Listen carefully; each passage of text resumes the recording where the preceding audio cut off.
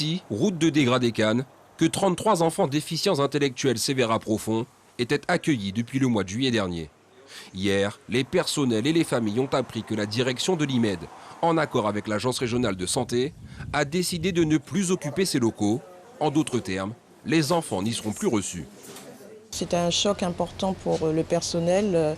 Certes, ils savaient qu'il y avait un dysfonctionnement important, qu'ils voulaient le relever, donc ils faisaient donc appel à la direction en qui ils avaient toute confiance pour pouvoir rassurer non seulement le personnel, mais aussi les familles sur la sécurité des enfants.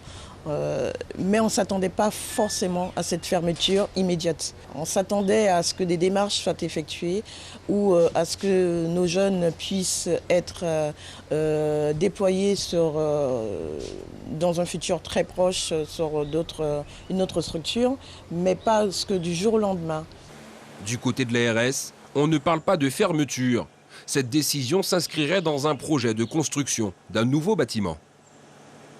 Nous ne fermons pas le CME, hein, nous allons déménager finalement les enfants de ce centre qui est finalement pas si mal que ça, mais qui présente des difficultés au plan administratif, au plan juridique finalement, et donc on va être obligé de trouver une autre solution. Clairement, notre ambition, c'est la reconstruction, c'est la construction finalement d'un bâtiment dans les normes, dans les règles, un bâtiment qui réunira à la fois les besoins des enfants, des professionnels de santé, et puis qui permettra aussi d'avoir toutes les normes absolument respectées.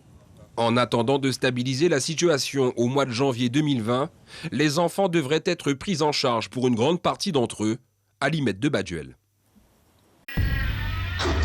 Suivez l'info sur Guyana Première, télé, radio et internet.